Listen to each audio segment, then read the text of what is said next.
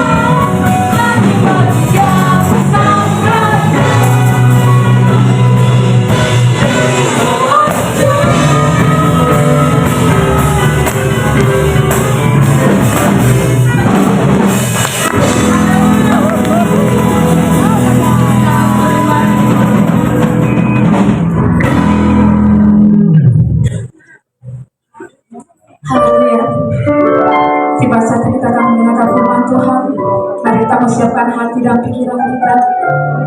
Ketika beri firman disampaikan pada sore hari ini, boleh menjadi kekuatan dalam kehidupan kita. Haleluya Tuhan. Terkadang begitu banyak Tuhan masalah yang boleh kami alami Tuhan. Dan ketika masalah itu datang Tuhan, kami tidak tahu kami akan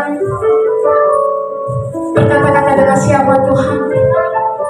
Tapi kami yakin dan percaya Tuhan, ketika kami datang kepadamu Tuhan, Kau yang akan menolong kami Tuhan, Kau yang akan membukakan jalan bagi kami.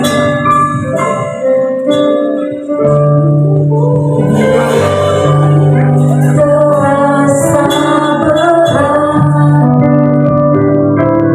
tak seorang pun mengerti bebanku. Ku tanya Yesus,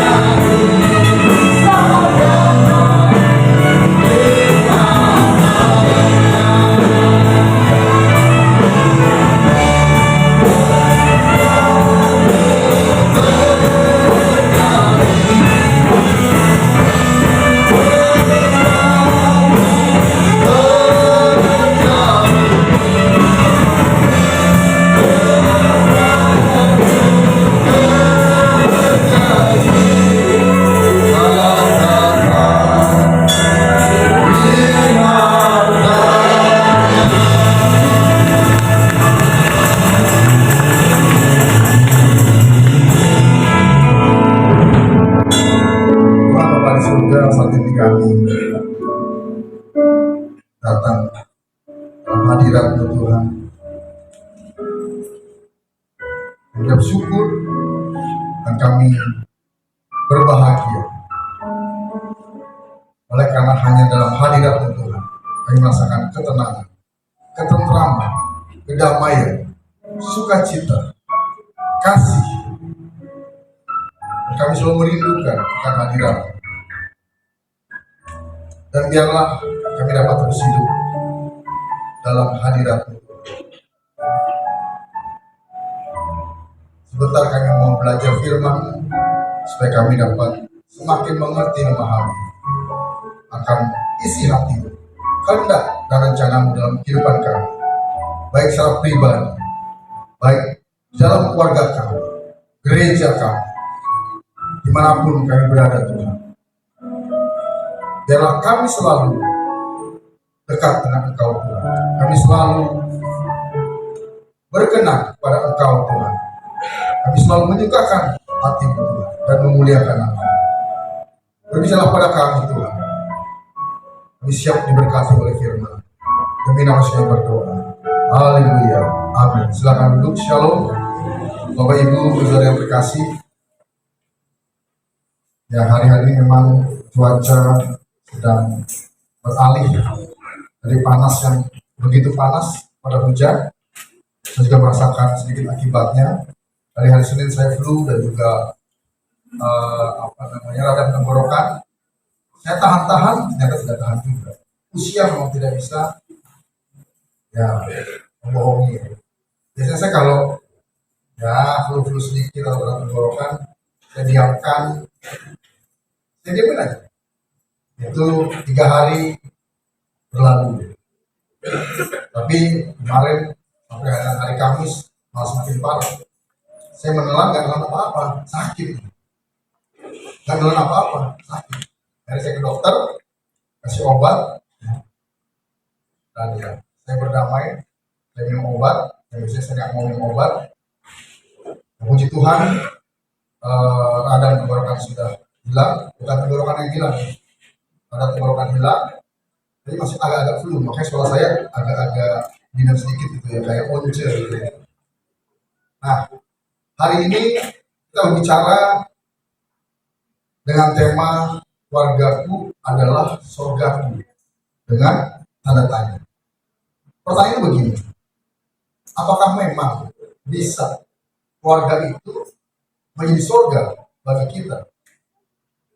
Minggu lalu di Roxy Youth khususnya Youth mengadakan acara menikmati dengan tema loneliness, dan yang hadir puji Tuhan cukup banyak, 170 anak muda, dan sekitar 45 itu dari gereja kita, tambah mungkin dari Depok sekitar 10 ya, dari 55, selebihnya dari sekolah-sekolah yang kita undang se-kecamatan, dan juga ada beberapa sekolah yang memang dari tempat lain.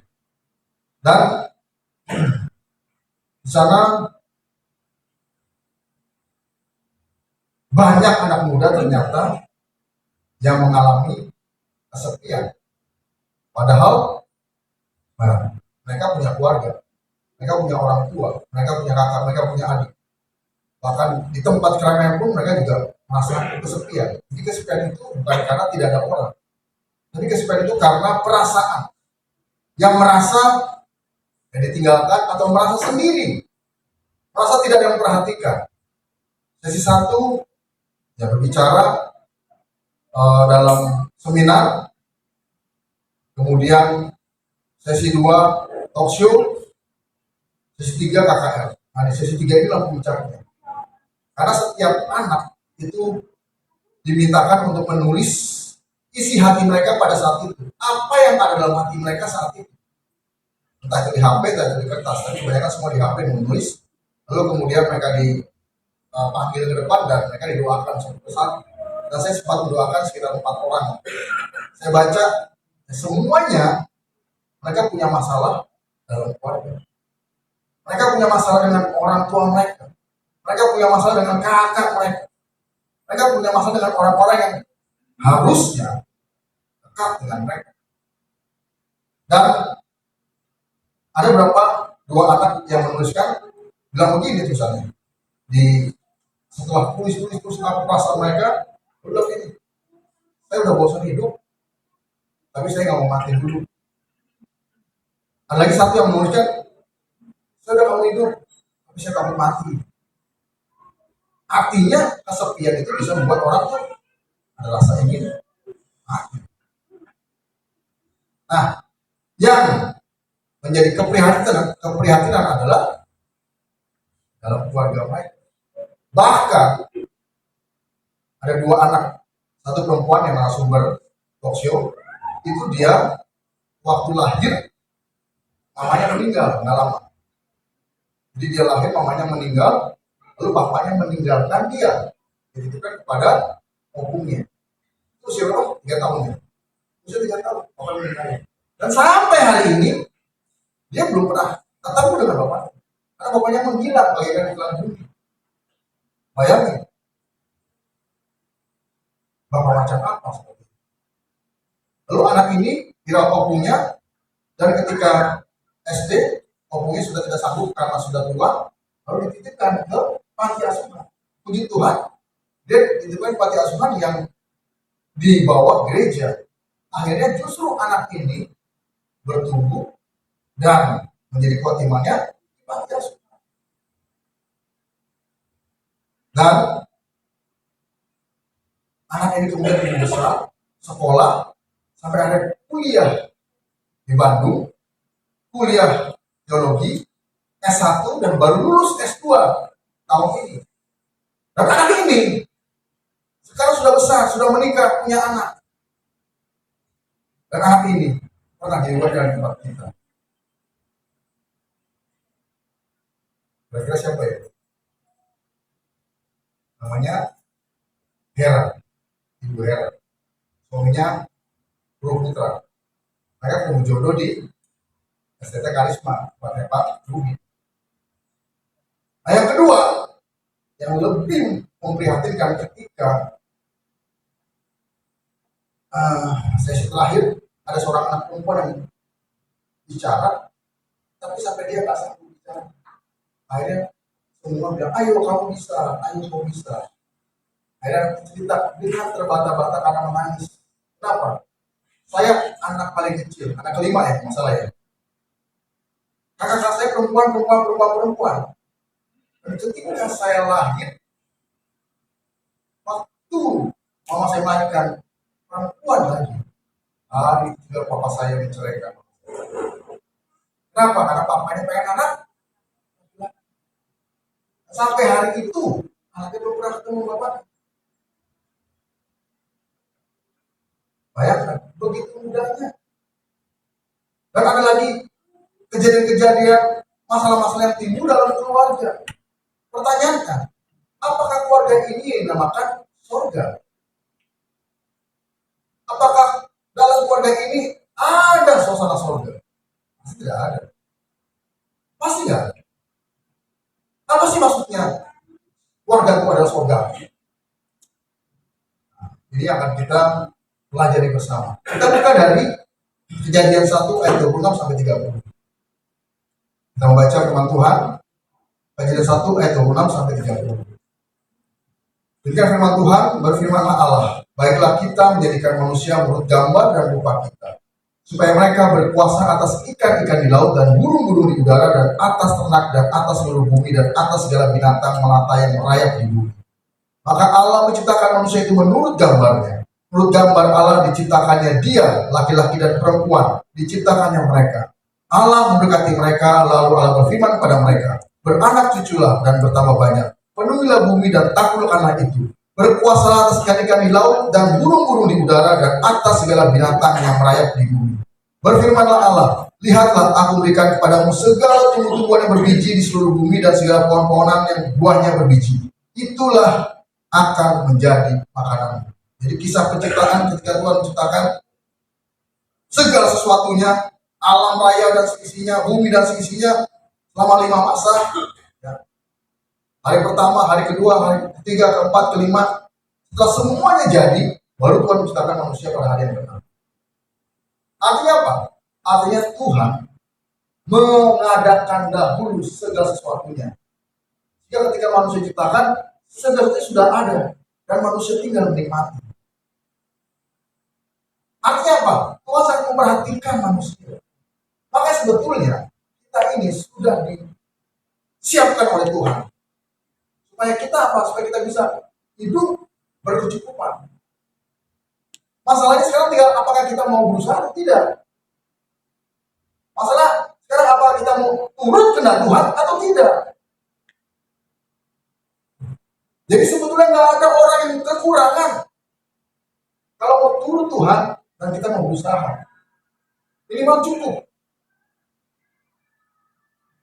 Dan satu hal, ketika saya membaca firman ini dan saya merenungkan, satu hal yang saya dapatkan begitu luar biasa yang buat saya itu, wow, takjub. Kenapa?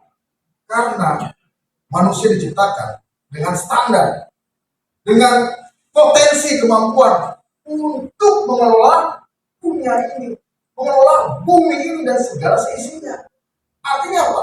Untuk mengelola sebuah keluarga yang suami istri, anak 2, 4, atau 6, itu sebetulnya mudah. Kenapa? Karena manusia diberi potensi mengelola dunia, mengelola bumi dan seisinya. Manusia diberikan kuasa, mandat, kemampuan untuk itu. Makanya setiap manusia, setiap kita nih punya kemampuan potensi yang besar sebetulnya. Cuman masalahnya kita mau gali atau tidak. Kita mau melakukannya atau tidak. Atau kita bermalas-malasan, santai-santai, ya sudahlah, terima kasih, maksudnya mau begini. Dibacain tangannya, ya, umur 50 tahun, kaya raya. Kirinya, umur 40 tahun, mati. Gak jadi kaya raya. Kita pasrah dengan keadaan, ya sudahlah, mau dapat lagi. Kita gak mau berusaha lebih keras. Akhirnya apa? Kemampuan potensi kita tidak muncul secara maksimal. Memang Tuhan memberikan potensi kemampuan berbeda-beda. Ada yang 5, ada yang 2, ada yang 1. Tapi semuanya harus dikembangkan dan menghasilkan. Coba pikir dalam hidup kita. Kita sudah menghasilkan apa dalam hidup kita? Kita sudah mengembangkan apa dalam potensi hidup kita? Kalau kita tidak mengembangkan, kita tidak menghasilkan, itu jahat. Tuhan berkata, hai hambaku yang jahat. Ketika ada seorang hamba yang dikasih 1 talenta, dia tidak mengembangkan. Nah, jadi yang harus kita ingat, kita pegang, kita diberi potensi. Untuk apa? Bahkan untuk mengelola bumi dan seisinya. Next.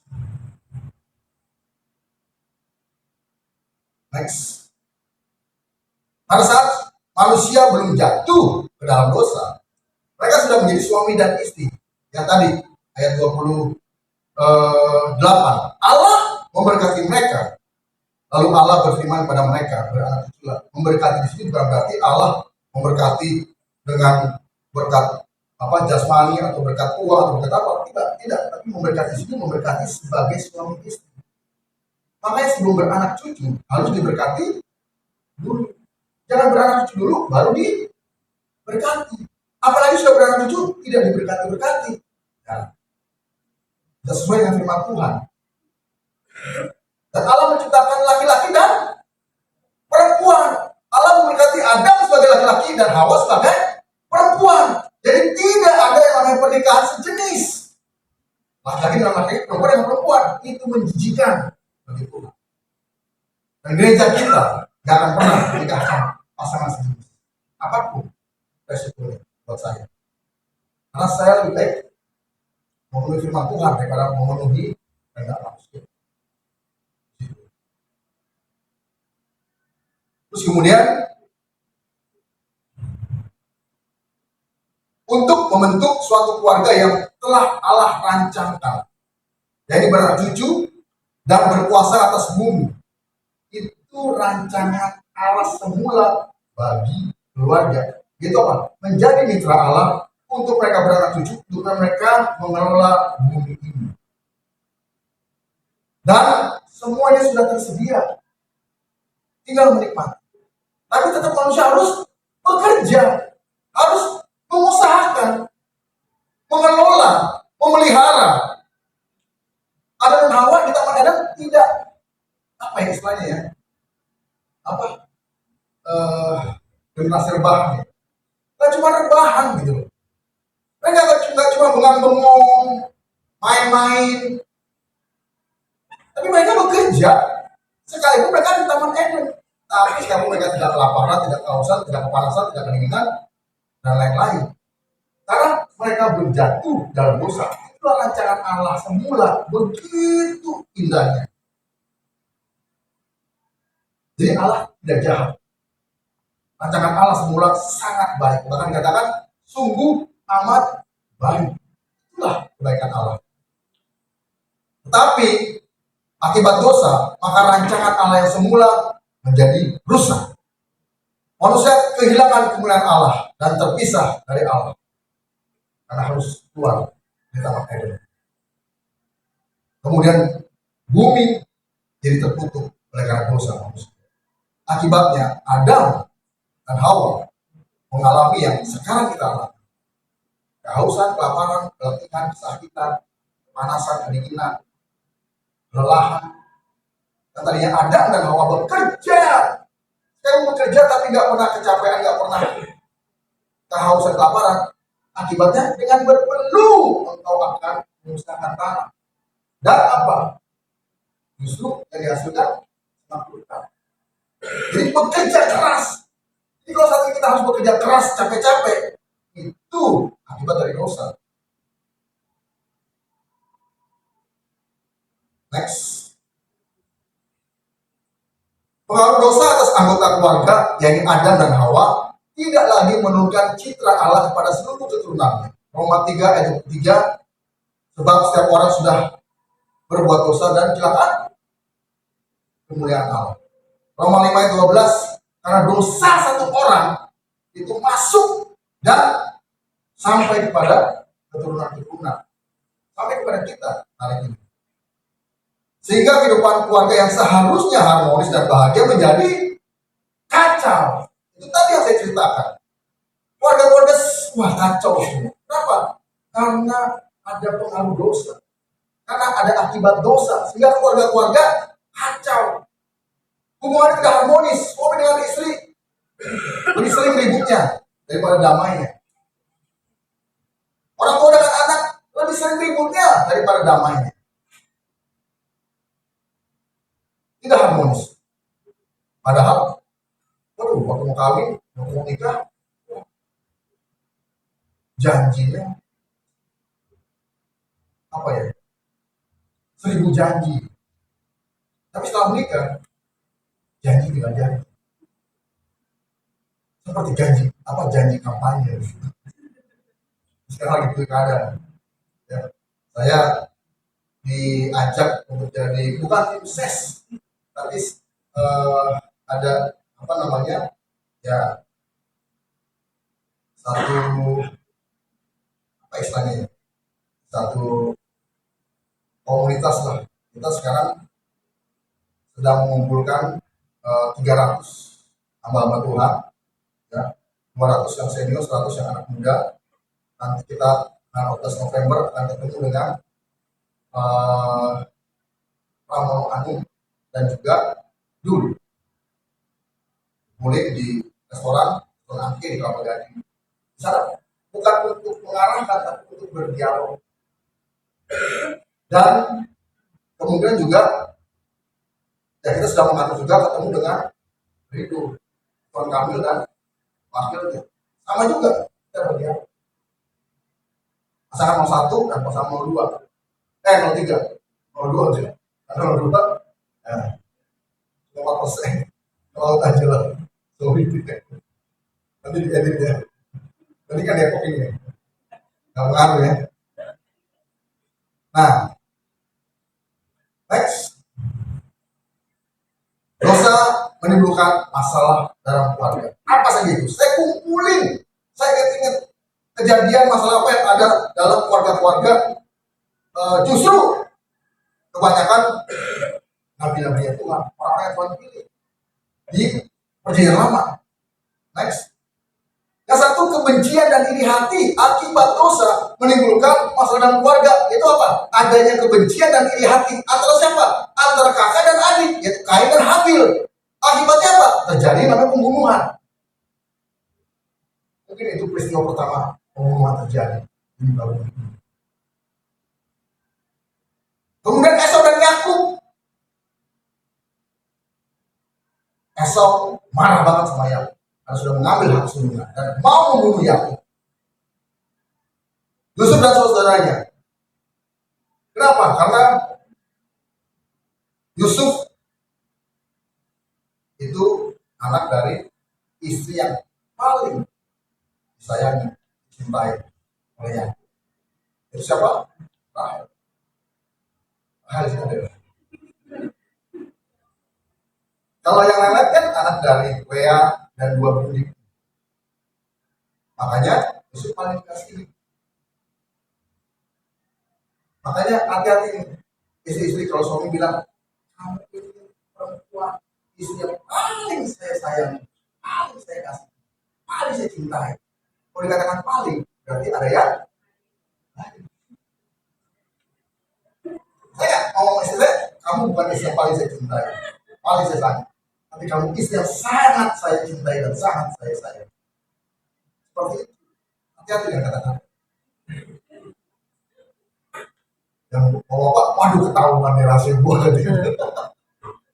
Bertobat. Next. Yang kedua, tidak ada hormat kepada anak. Contohnya Lot menawarkan kedua anak perempuannya. Ketika malaikat Tuhan datang ke kota Sodom dan Gomora, dan laki-laki di Sodom Gomora, satu kota itu, Alkitab mencatat mau memakai, artinya mau melakukan sodomi kepada malaikat karena bentuknya laki-laki dan ganteng. Tapi karena menghormati tamunya, lalu Lot menawarkan siapa? Saya baca ini, saya punya anak perempuan. Kamu gila saya melakukan ini. Terlalu gila buat saya. Akibat dosa. Orang itu gak menghormati anak. Tapi juga akibat dosa. Ya, Laban juga nih. Menipu Yakub dengan menyerahkan anak pertamanya. Si Yakub naksir beratnya, suka beratnya, ingin menikahi Rahel adiknya. Tapi Laban kemudian menipu Yakub dengan apa? Memberikan Lea kakaknya. Akibatnya apa? Akibatnya ya sudah, Yakub menikahi Lea tanpa rasa cinta. Tapi punya anak juga bingung. Itulah. Terus kemudian Yakub tetap ingin menikahi Rahel. Lalu Lea sama Rahel masing-masing memberikan hamba-hambanya perempuan. Next. Nah, sekarang kebalikan. Sikap tidak hormat anak kepada orang tua, bahkan memberontak. Ruben tidur dengan gundik ayahnya. Rahel mencuri terafim ayahnya. Ini Laban. Hingga akhirnya terjadi masalah. Jadi banyak lagi peristiwa di mana anak tidak lagi menghormati orang tuanya. Next. Istri memperdaya suami. Seperti Ribka memperdaya Yakub. Ribka pengen Yakub mendanai Yakub memperdaya suaminya sepisah. Karena Ribka sayang pada Yakub, pengen Yakub yang mendapat berkat kesuruhan. Akhirnya didandani supaya seolah seperti kakaknya Esau. Akhirnya Yakub yang sudah Ishak yang sudah tua dan matanya rabun tertipu. Istri sudah memperdaya suami. Pura-pura begini, pura-pura begitu, belagak begini, belagak begitu, ternyata sudah memperdaya suami. Next. Nah, istri berkuasa atas suami. Istri lebih dominan. Jika suami-suami ada di bawah ketiak istri. Suami-suami takut dengan istri. Suami-suami nurut dengan istri. Suami-suami tidak berdaya di hadapan istri. Suami-suami akhirnya sebelah. namun ada kala pria tak berdaya tekuk lutut di sudut kering wanita. Tapi ini bukan ada kalanya. Setiap kala, artinya setiap hari, setiap waktu, ini suami tekuk lutut di hadapan istri. Contohnya Isabel pada suaminya Ahab, sehingga ada apa ya, statement roh Isabel, di mana suami saya istri menguasai suami. Suami takut dengan istri, suami tunduk dengan istri. Akhirnya perangnya terbalik, bukan suami yang memimpin istri, tapi istri yang memimpin suami. Bukan suami yang memimpin keluarga, tapi istri yang memimpin keluarga. Bukan suami yang memutuskan segala sesuatunya, tapi istri yang memutuskan. Suami tinggal iya aja. Next. Hubungan yang tidak pantas dalam keluarga. Lamek, Abraham, Daud, Yakub termasuk Salomo melakukan yang namanya poligami. Istilah cukup satu, banyak. Padahal ketika Tuhan menciptakan pasangan buat Adam, berapa orang? Satu. Awak tercipta di dunia untuk menemani sang Adam. Gak ada yang lain kan? Bukan apa doang. Ahmad Dhani tahu, cuma satu pria. Istrinya Adam, si Hawa. Tapi Ahmad Dhani tidak bisa. Kalau diciptakan lagu apa? Apa lagunya? Istri tiga ya. Ternyata benar. Yang namanya istri itu harus tiga. Kenapa? Namanya istri. Kalau satu iswan.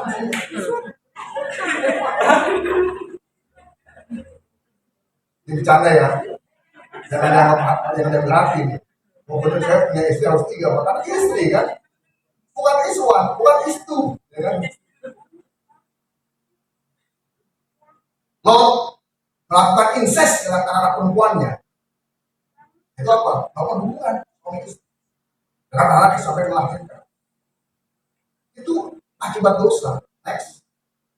Egois dan tidak jujur. Abraham dan Ishak mengatakan bahwa istri mereka adalah baliknya ketika mereka berhadapan dengan petinggi-petinggi penguasa karena ketakutan, karena egois, karena nggak mau terjadi sesuatu yang buruk terjadi. Akhirnya mereka bisa, oh ini adik saya bukan istri saya. Akibatnya si Sarah sempat mau ditiduri oleh raja itu, tapi Tuhan bertindak. Dan itu jahat di mata Tuhan. Abraham melakukan itu dan anaknya Ishak juga begitu. Jadi like father, like son. Pernah nggak di sini suami-suami yang ketika ibu pulang sama teman-temannya, siapa tuh? Nggak tahu, gue nggak kenal. Siapa tuh? Tetangga gue. Siapa tuh? Adik gue. Pernah nggak seperti itu? Malu mengakui istrinya, malu mengakui suaminya di hadapan orang lain. Next. Pilih kasih. Nah tadi Ishak kepada Esau dan Ribka kepada Yakub. Serta Yakub kepada Yusuf. Jadi pilih kasih. Di sini orang tua jangan pernah pilih kasih pada anak-anak. Semua harus diperlakukan sama. Semua harus menerima kasih yang sama. Semua harus menerima perhatian yang sama. Memang dibedakan antara anak laki-laki dan anak perempuan. Tapi kasih perhatian, penerimaan harus sama. Jangan dibeda-bedakan. Sekalipun anak yang ini lebih pintar daripada yang ini, pastilah anak yang kurang pintar ini punya kemampuan sendiri yang tidak dimiliki oleh anak yang satu lagi. Masing-masing unik, masing-masing sudah Tuhan berikan potensi kemampuan, tinggal digali. Ya maklumlah kalau misalnya anak yang ini lebih pintar daripada ini, anak yang lebih pintar daripada ini, anak ini. Tapi yang penting mereka lakukan Tuhan. Dan orang tua bertanggung jawab mengarahkan anak-anak untuk apa? Supaya mereka jadi seperti yang Allah hendaknya dicanangkan. Makanya orang tua harus pelatihan anaknya. Ini anak saya hobinya apa nih? Anak saya talentanya apa nih? Bakatnya apa nih? Kesukaannya apa nih? Itu yang digali. Jangan begini. Nah, saya sukanya begini, saya nggak suka, saya maunya anak saya ini. Lalu dipaksakan anaknya untuk berubah keluar. Suatu ketika ada seorang anak perempuan, orang tuanya atau bapaknya pengen anak jadi dokter. Itu peristiwa benar, kenyataan. Kemudian anak ini sekolah dokter, ketika lulus, dia selain jadi pada waktu, Pak, apakah mau aku sekolah dokter? Yang sudah selesai. Tapi akhirnya mau jadi dokter. Dan anaknya akhirnya berontak dan bermasalah. Kenapa? Karena menuruti kemauan orang tua. Maka saya tidak mau memaksakan anak saya seperti apa yang saya mau. Bapak cerita ya. Ada satu ketindahan saya, kemarahan saya, kekecewaan saya pada masalah laki-laki yang bernama Daniel di sudah seperti itu. Kenapa? Karena dia lulus kuliah. Yang satu, saya pengen dia lanjut S2. Dan saya sudah usahakan. Saya punya teman di Singapura, saya ngomong, kalau saya usahakan untuk anak saya bisa masuk dengan beasiswa full. Bahkan ditawarin, ada yang beasiswa full juga dapat tempat tinggal dan dapat uang saku. Tapi kalau itu mesti 3 tahun kontrak kerja di Singapura, terserah pemerintah Singapura mau di mana. Saya sudah bilang, Ben, udah kita aja dapat uang saku, dapat tempat tinggal. Nanti kamu di Singapura 3 tahun, bayangin. Kalau mama nanti bisa liburan di Singapura setiap bulan. Kamu yang bayarin. Tapi yang kedua aja deh. Kalau beasiswa full, nanti saya bilang, anakku tinggal sama gue. Saya sudah kasihkan linknya ke anak saya. Ini deh, kamu tinggal isi formulir, kirim ke sana, ketemu bapak, selesai. Bulan Januari, ya. Tahu? Saya sudah cek S2 di sana, setahun itu biaya kuliah yang paling murah 300 juta. S2 2 tahun, 600 juta, saya nggak sanggup. Karena saya dapat. Cuma saya yang gampang bilang, oh, untungnya saya sudah bertobat dan saya sudah menjadi trainer lepas pada kehidupan. Dan saya diuji dari apa yang saya sampaikan. Saya ngomong dengan ibunya, istri saya. Ibunya dengan gampang berkata, ya sudah, kan anaknya jalan. Kalau anak itu mau, ya sudah, dipaksa. Dan saya, kalau gitu saya aja. Tapi ya sudah, saya menerima keadaan ini. Saya pun dengan perasaan yang masih sakit.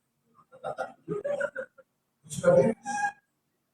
Nah, akhirnya pas saya mikir dengan saya ini, udah kamu lamar kerja deh.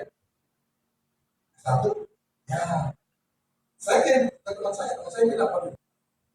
Bro, posisi lagi ada yang bagus. Aku mau posisi dulu. Ya standar lah. Ya boleh. Saya bilang, ya udah deh. Kamu kerja sama apa? Part-time bagian media. Dan saya serahkan kepada Rohmat untuk men-training dia. Terus saya tawarin, Den, kamu ikut khusus bootcamp. Kalau udah ikut, kayaknya nggak terlalu mahal, 3 juta, 4 bulan, setiap hari Senin sampai Jumat, kuliahnya jam 9 pagi sampai jam 6 sore. Akhirnya ada lagi yang bagian lain yang dia lebih suka. Itu apa? Digital marketing. Yang biaya yang lebih murah. Paruhnya lah. Sudah hari ini, ya minggu ini dia sudah mulai belajar. Supaya apa? Supaya nanti ketika dia ngelamar, itu S1 plus.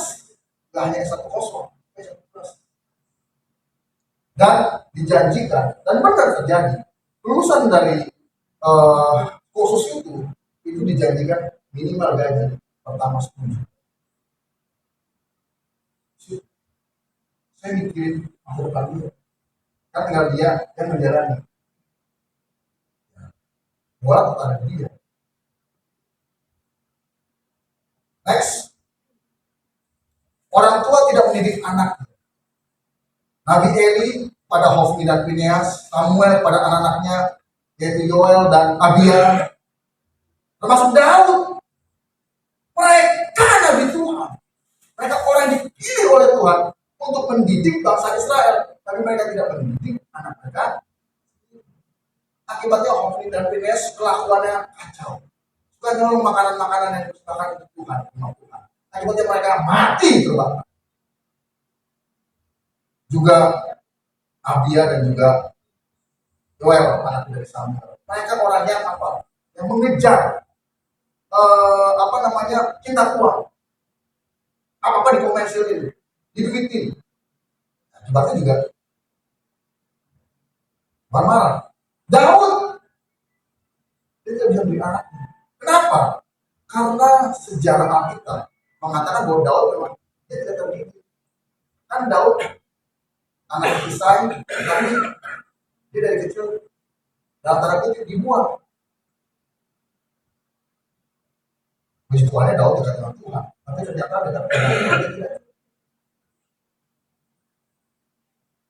Artinya apa tidak cukup? Maksudnya tidak cuma hanya sebatas kegiatan, tapi harus hidup benar-benar intim dengan Tuhan dan melakukan semua yang Tuhan perintah. Salah satu kesalahan Daud terbesar sehingga dia tidak diingat oleh Tuhan untuk memberikan baik Allah adalah apa? Tangan yang penuh dengan darah. Daud memang panglima perang. Kenapa penuh dengan darah? Saya pernah membaca artinya apa? Daud melakukan lebih daripada yang sebetulnya Allah hendak. Ketika berperang, Tuhan mungkin mengendaki Daud untuk tidak terlalu berlebihan. Tapi Daud berlebihan kenapa? Mungkin Daud mengekspresikan rasa kesalahan, kecewaannya apa segala macamnya dengan apa? Membunuh banyak musuh, sehingga musuh yang dibunuh lebih banyak daripada yang seharusnya. Sehingga Tuhan tidak berkenan pada Daud. Makanya terlalu banyak menumpahkan darah. Dan akibatnya Tuhan mengutuk Daud dengan apa? Keturunanmu mati. Hingga akhirnya apa? Daud keturunannya next. Suami dan istri tidak saling setia. Sikap istri Potifar, sekalipun istri Potifar bukan orang percaya, tapi akibat dosa ada yang namanya perselingkuhan. Dan juga orang-orang Israel pada masa Maleaki, baca di Maleaki, orang Israel menangis pada Tuhan, tapi Tuhan tidak mendengarkan. Kenapa? Karena engkau tidak setia pada istri dari masa mudamu. Istri yang pertama kali engkau nikahi. Engkau tidak setia. Engkau mengambil istri-istri lain, bahkan dari bangsa lain. Engkau cerai, kawin cerai. Dan itu dilakukan oleh bangsa Israel. Dan Tuhan tidak berkenan. Tuhan tidak mendengarkan doa dan doa bangsa Israel karena mereka tidak setia. Mereka berkhianat kepada istri mereka. Dalam suatu ketika saya pergi ke BSK, Pak Hijau menyampaikan, kenapa orang selingkuh? Kenapa orang tidak setia pada pasangan?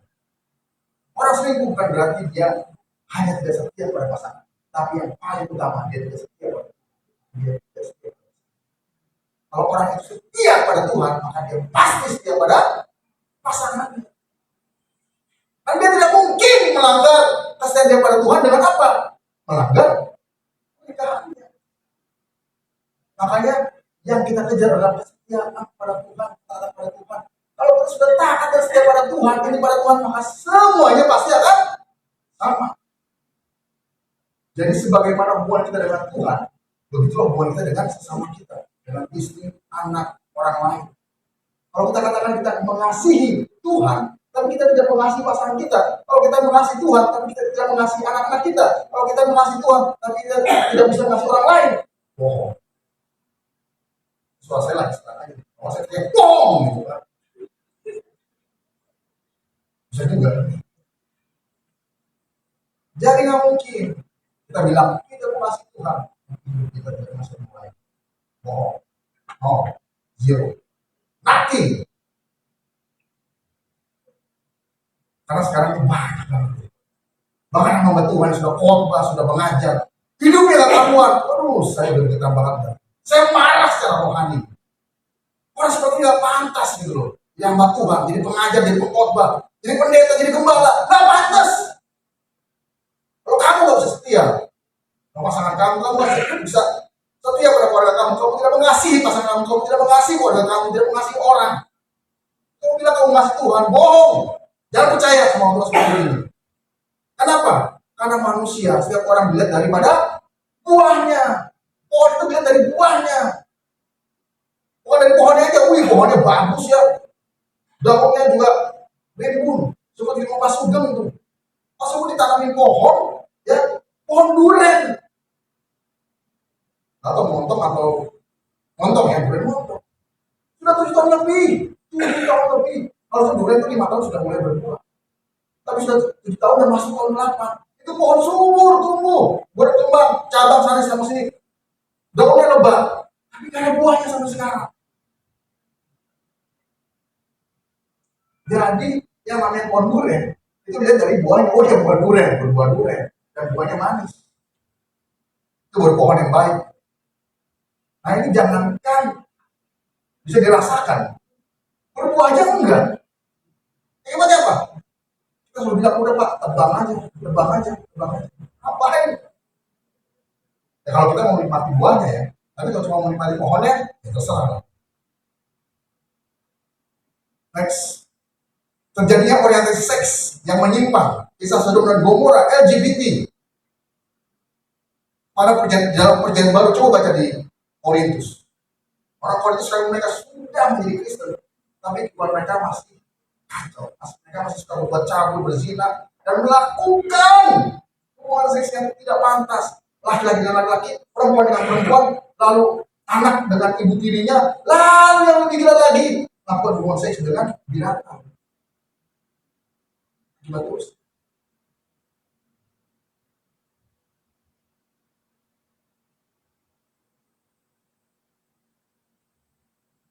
Makanya jangan punya orientasi seks yang macam-macam deh. Next. Anggota keluarga saling berselisih turun-temurun. Itu tadi, keluarga Daud. Itu dari anak pertama, bahkan anak pertama Absalom ingin membunuh Daud, bapaknya sendiri. Bayangin kalau ada anak yang membunuh bapaknya, artinya itu karena sudah kepahitan, kesakitan, benci, marah, dendam kepada bapaknya. Sampai anak membunuh bapaknya. Bapak kandung lagi.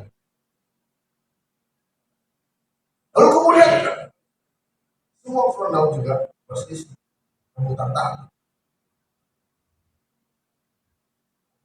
Pertanyaan sekarang, bagaimana dengan keluarga kita? Ada satu aja dari 12 tadi yang saya tunjukkan. Artinya, ada suasana surga.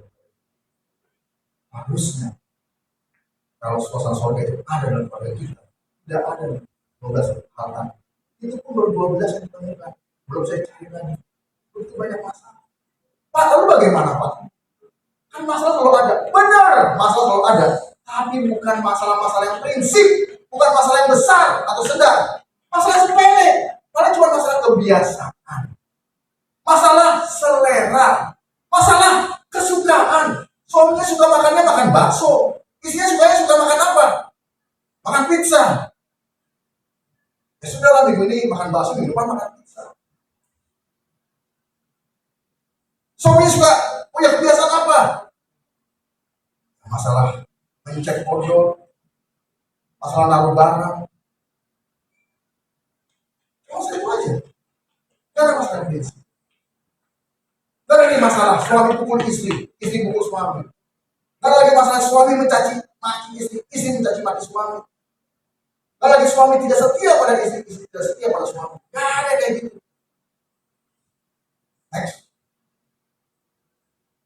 Usaha pemulihan keluarga, rumah tangga dan keluarga yang semula Allah rancangkan sebagai sarana mewujudkan kehendak dan rencananya menjadi kacau dan kehilangan visi serta misi Allah yang sempurna.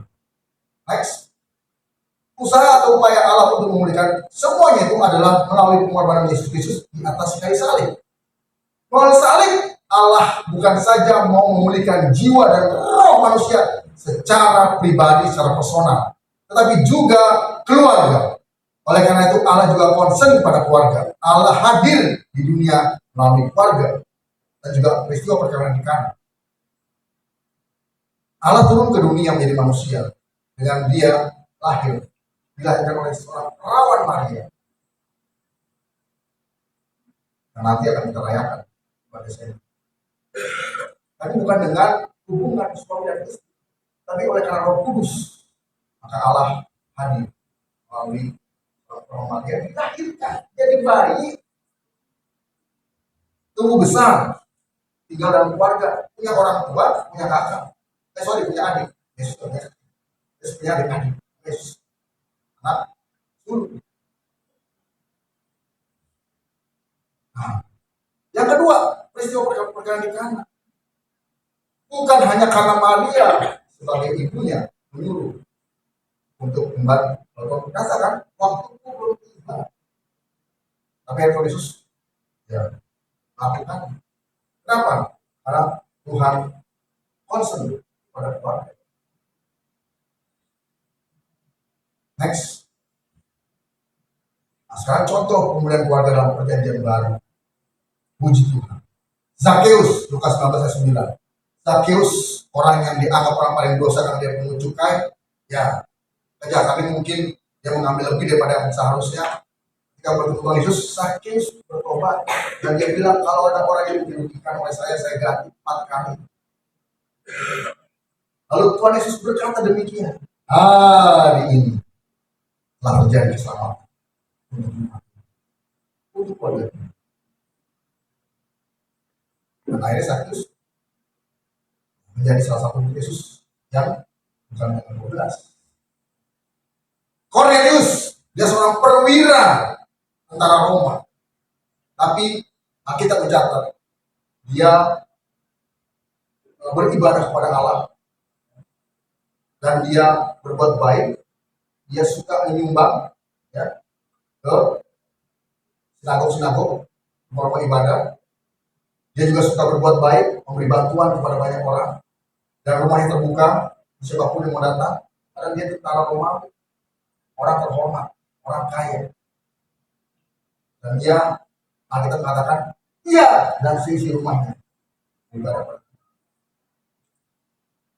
Lydia, seorang pengusaha kain, seorang wanita, dia pernah juga, dan dia membantu Paulus dengan uangnya dalam pelayanan Paulus. Dan dia banyak berbuat kebaikan.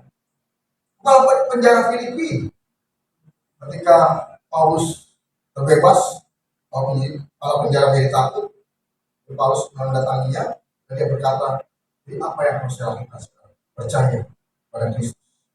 Kau dan sebelumnya. Hari itu juga malam itu juga para penjara Filipi itu percaya pada Yesus Kristus. Dia dan keluarganya. Timotius lahir dari keluarga yang alim, keluarga yang taat beribadah. Walaupun bapaknya orang Yunani, neneknya dan mamanya mengajarkan, dan dia taat. Pertama taat kepada Taurat, orang baik-baik, kemudian dia menjadi Kristen, nanti dia akan jadi muridnya Paulus. Dan ketika dia menemani atau melayani bersama Paulus, luar biasa pelayanan, padahal masih muda, belasan tahun. Next.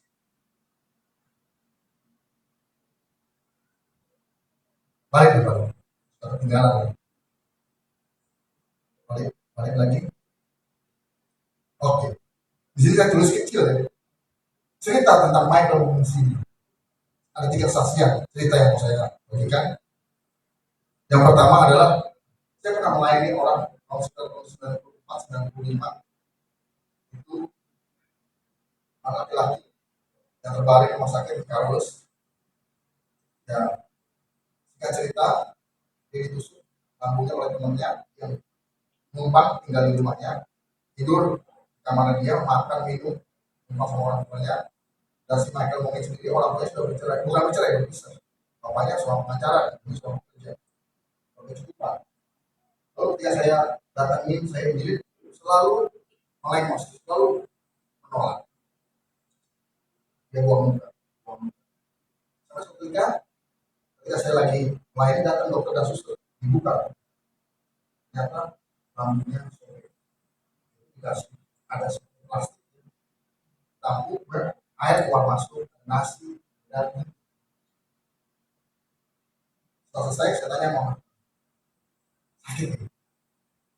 Dengan saya dengan artinya apa? Sakit.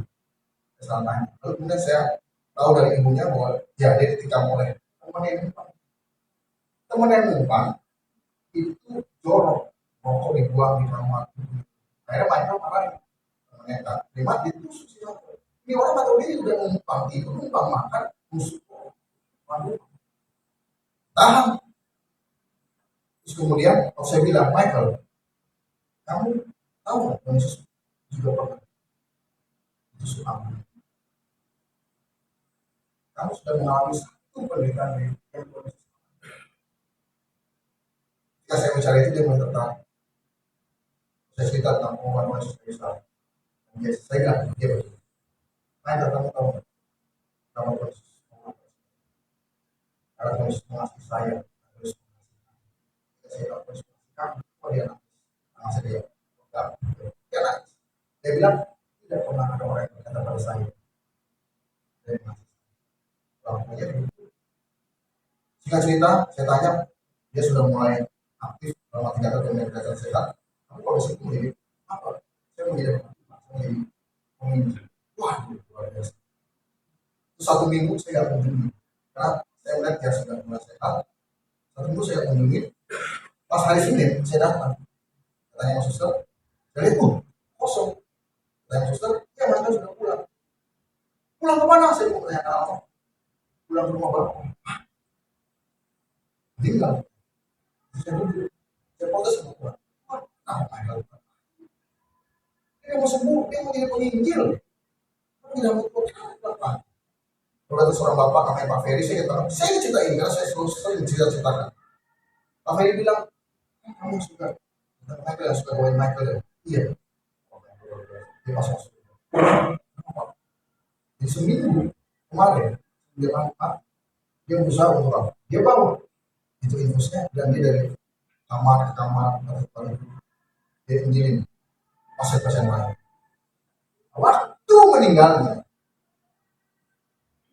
hari itu dia minta bapaknya datang, ibunya datang, dan temannya datang. Saksikan ke Pak Ferry ini, akan bilang bapak ibunya berdamai. Untuk bapak ibunya ngampuni temannya terus. Jadi bebas. Lalu ada satu, ada tanya, kata tanya, ya, mungkin Tuhan izinkan. Nah, singkat cerita, itu detik terakhir, ada orang. Dia bilang, Tuhan Yesus, Michael, terima kasih Tuhan. Tinggal. Karena akibatnya orang tuanya, saya melihat seperti dia mati. Orang lain dapat.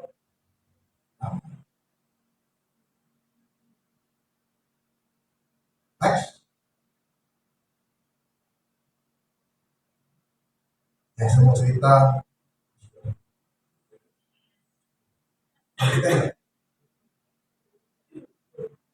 Peristiwa ini terjadi di keluarga saya. Ketika kakak saya, ketika dia sudah pacaran dengan pacarnya, sama-sama Katolik waktu itu, putus, kemudian kakak saya pacaran dengan orang non-Kristen. Singkat cerita kakak saya dia kan kerja di mana. Singkat cerita kakak saya dan pacarnya melakukan hubungan. Kenapa buang? Kalau kakak saya kabur, pacarnya juga kabur. Bisa berbuat kemana? Lalu kami sekeluarga mencari cara. Nanti aku datang ke rumah, lalu bapak saya bilang, ya, saya tolong jangan apa itu sih. Saya akan cari mas. Nah, cerita, saya panggil ponakan-ponakannya dan semua dari ada golongan preman, golongan tentara, golongan polisi, golongan yang tidak kasat mata juga. Karena ibu saya juga orang pintar. Aku cari, orang itu bilang, saya tertutup, nggak bisa cari, nggak bisa lihat. Kenapa? Karena ada satu yang menghalang anak ibu laki-laki yang pertama. Terus harus gimana? Anak ibu laki-laki harus datang ke sebuah makam, itu kan. Saya nggak mau, saya bertobat, baru bertobat saya bertobat. Hebat ya, saya bisa menghalangi. Bukan saya sebetulnya, tapi Roh Kudus. Nah, singkat cerita akhirnya saya ikutan cari. Saya juga kesel. Saya sambil cari si acara ini dengan sepupu saya bertahan. Wah saya udah ngomong, datang, sikat aja. Tapi kamu yang sikat jangan buat. Itu cuma lihat aja. Terus cari kakak saya juga, wah udah jadi kayak tinggal deh. Nah, kemana-mana. Terakhir kakak saya ada. Singkat cerita akhirnya karena saya mau bertobat, itu kakak-kakak wanita saya dan bapak ibu itu saya bilang sama saya, kamu jangan ikut-ikutan cari, kamu berdoa aja, bagian kamu berdoa, udah kamu berdoa aja. Maka setiap hari saya berdoa di kamar. Satu hari itu bapak saya panggil saya, marah, kenapa? Kamu bukan bantuin ya, kamu kan anak-anak tertua, kamu harus tanggung jawab, kamu harus bantu dong segala ini. Bapak kecewa gitu, kamu ngapain aja di kamar gini? Dengan tiba-tiba saya tiap berani berkata, Pak, kalau Totot, karena nama saya Gatot, kemudian Totot kecil, Totot bilang, dalam nama Yesus bahwa hari ini pulang. Saya mau kamar, saya mau. Saya masuk kamar, saya belum keluar. Sudah saya katakan. Terus gimana kalau saya pulang? Terus gimana kalau ini? Wah, saya bapak. Jam 3 sore gitu. Ternyata bapak saya tuh cerita. Bapak saya tiap pagi bapak dulu. Rumah kami kan juga. Nanti ada ke depan, ada ke sana. Ketika saya pulang, saya pulang. Bapak pulang. Nah, bapak saya lari, saya juga lari juga. Dari jauh kakak saya bernangis, kalau dia bersimpuh, dia minta ampun. Kalau bapak saya, lalu kakak saya bilang, sudah. Bapak sudah maaf. Saya, terima kasih. Wah, peristiwa itu membuat saya itu belajar. Bapak saya keras. Jadi ternyata, saat saya bapak saya suatu ketika pernah cerita setelah sekian tahun, bapak saya nggak pernah senyum lagi. Tapi waktu pas bapak saya sakit, cerita lah bapak saya. Betul tentang kakak saya. Kamu tahu perasaan bapak waktu datang? Bapak dilihatin kayak penjahat. Karena bapak apa? Setor dan laporan. Itu menggantikan kerugian bank dan nggak sedikit, ya puluhan juta. Waktu itu sekitar tahun 93-94, sekitar 24 juta kan lumayan besar. Next. Nah, sekarang langkah-langkah pemulihan dalam keluarga. Yang pertama adalah setiap orang pribadi harus bertobat sungguh-sungguh. Yang kedua, menerima Kristus dalam hati setiap pribadi. Bertobat sungguh-sungguh artinya apa? Meninggalkan dosa. Kalau orang berkata bertobat, dia terima Yesus, dia bahkan Roh Kudus, tapi hidupnya masih terus melakukan dosa, maka ini nggak boleh bertobat. Kalau orang bertobat, dia sudah tidak lagi melakukan dosa. Kalaupun dia melakukan dosa yang sepele, yang karena kelalaian, bukan karena niat dan bukan karena kejahatan. Jadi bedanya orang bertobat sungguh-sungguh. Dulu dia mudah berbuat dosa dan susah berbuat baik. Sekarang dia susah berbuat dosa dan mudah berbuat baik. Itu aja. Next. Menempatkan Kristus sebagai pusat dalam keluarga. Jadi Kristus telah menjadi kepala keluarga. Memang Tuhan dalam Korintus mengatakan kepala dari Kristus adalah Allah. Dan kepala dari suami, kepala dari pria adalah Kristus. Dan kepala dari wanita adalah laki-laki. Itu hierarki. Allah, Kristus, laki-laki suami. Lalu kemudian istri. Lalu kemudian anak. Itu hierarki. Jangan terbalik. Allah, Kristus, istri, anak-anak, suami di bawah. Allah, Kristus, istri, suami, anak-anak di bawah. Itu terbalik. Karena laki-laki adalah pemimpin. Laki-laki yang memulai. Laki-laki yang memelihara. Laki-laki yang menyelesaikan segala sesuatunya menurut kehendak dan rencana Allah. Nah, dalam Alkitab. Next. Membaca dan mempelajari serta melakukan firman Tuhan dan menjalankan mesbah keluarga. Kejadian 8 dan 20 ketika Nuh dan keluarga keluar dari bahtera setelah banjir 50 hari. Yang dilakukan pertama kali oleh Nuh adalah dia membuat mesbah korban. Dia dengan keluarganya memuji menyembah Allah, bersyukur pada Allah.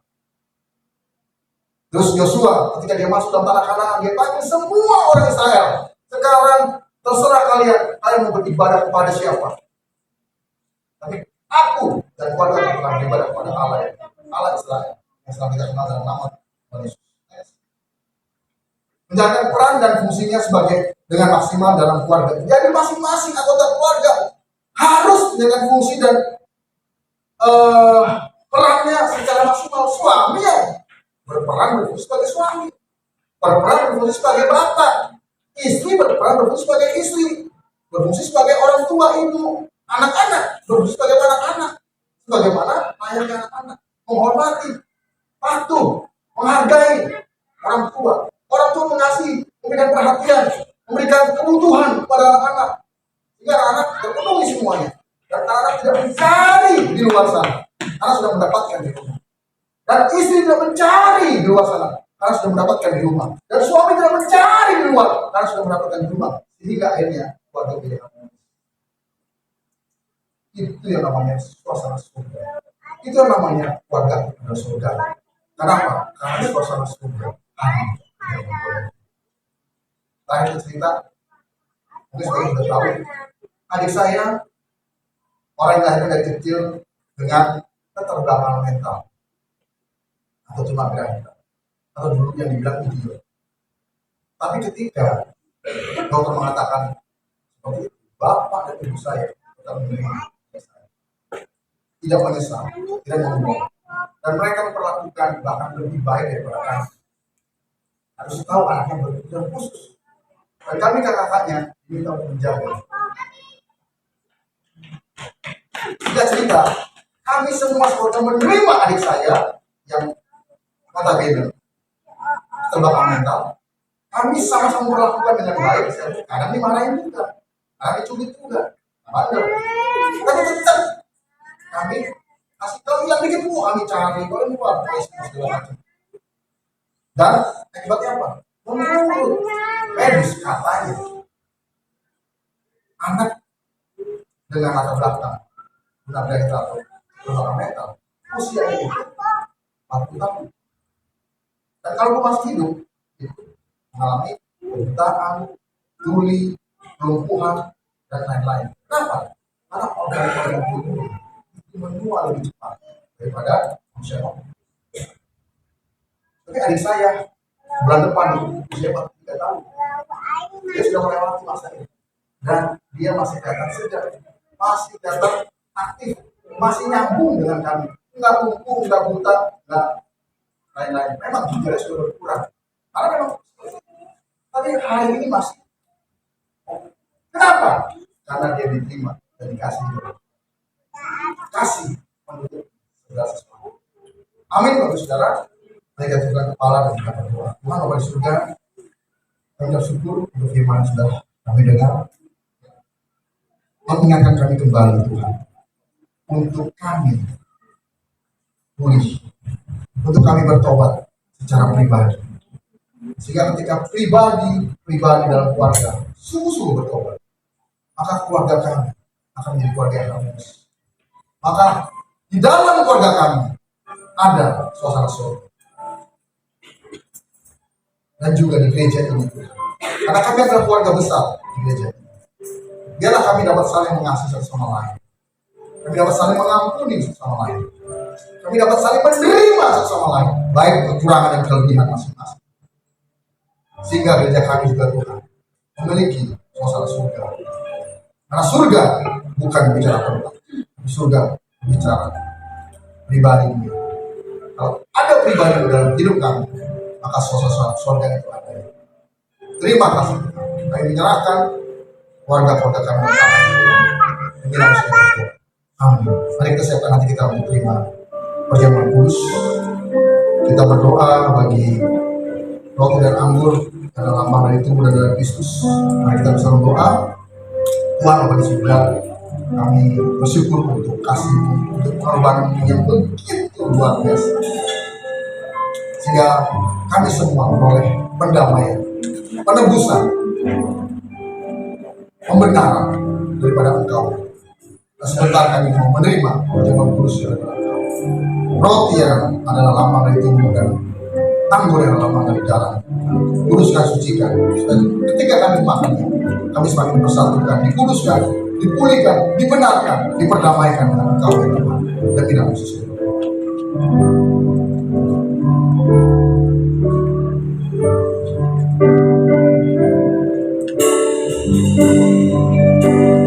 Thank you.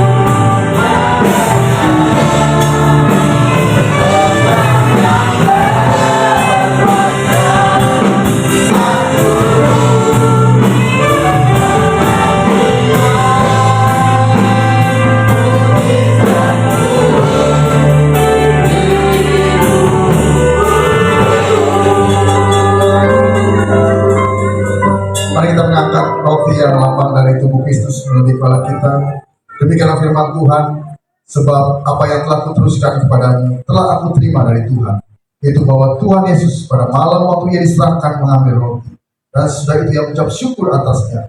Ia memecah-mecahkannya dan berkata, inilah tubuhku yang diserahkan bagi kamu. Perbuatlah ini menjadi peringatan akan aku. Percayakah Bapak Ibu Saudara roti yang ada dalam kita dalam mengenai tubuh Kristus, yang iman kita memakannya di dalam Yesus.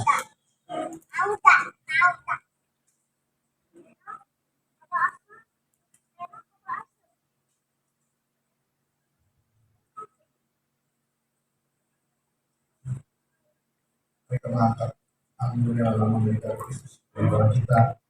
Demikian firman Tuhan.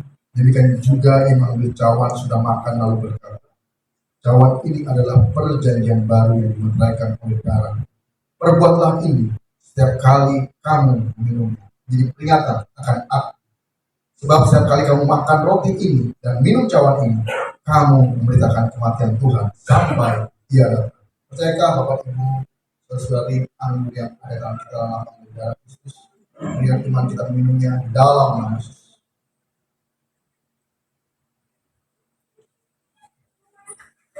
Kita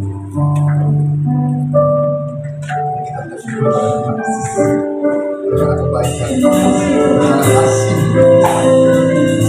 Terima kasih Tuhan, terima kasih. Kami naikkan dunia.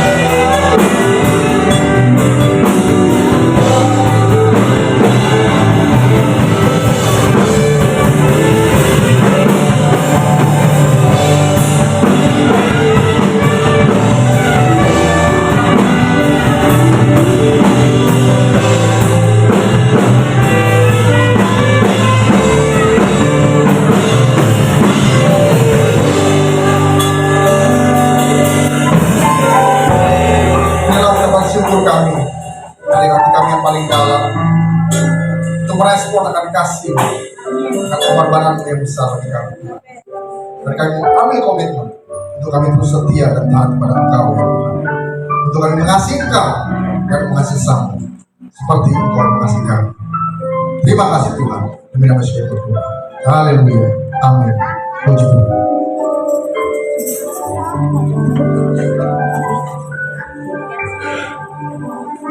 Puji nama Tuhan. Tiba saatnya kita akan memberikan persembahan. Saya mengundang yang bertugas di maju depan. Saya berikan waktu untuk kita mempersiapkan persembahan.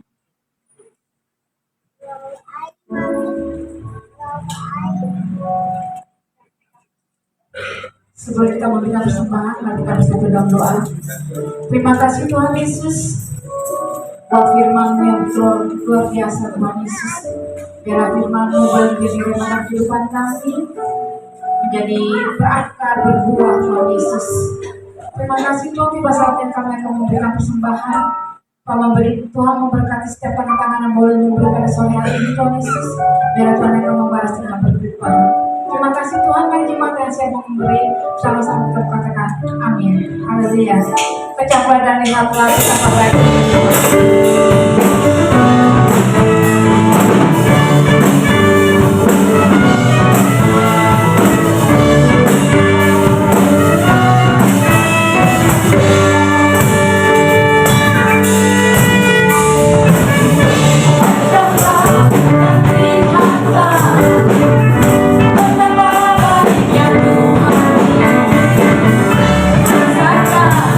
Nikmati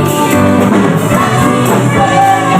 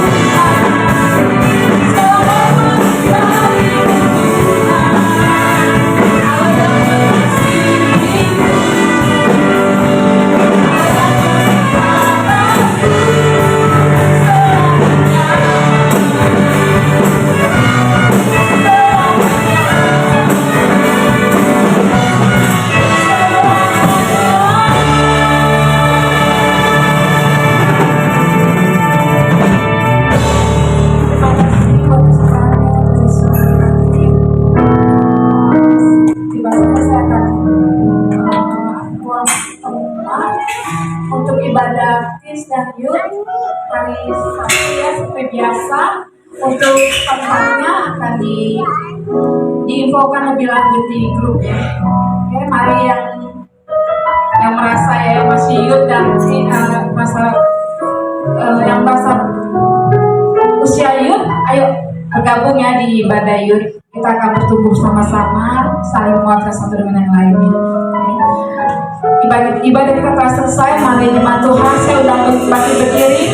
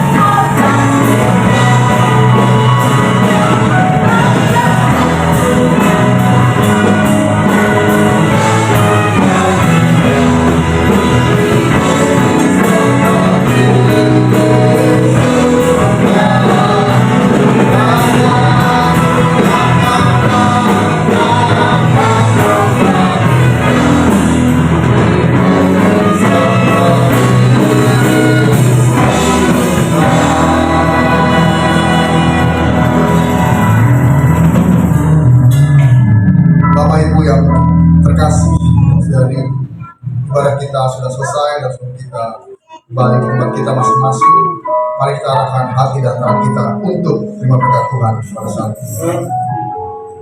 Diberkatilah hidupmu, diberkatilah keluargamu, diberkatilah sekolah, kuliah, pekerjaan, dan usahamu, diberkatilah pelayananmu. Apapun yang kau kerjakan dibuat berhasil oleh karena Tuhan dan bagi dengan Tuhan. Anugerah yang melimpah dari Bapa di surga, kasih setia dari Tuhan kita Yesus Kristus, serta persekutuan manis, pertolongan, penghiburan, kekuatan, serta pimpinan dari Allah Roh Kudus kiranya menyertai kita hari ini sampai Tuhan Yesus datang untuk kedua kalinya. Terimalah berkat ini dan jadilah berkat dimanapun kita berada. Sudah percaya dan terima berkat. Sama-sama kita katakan amin. Tuhan berkati. Selamat sore, selamat hari ini.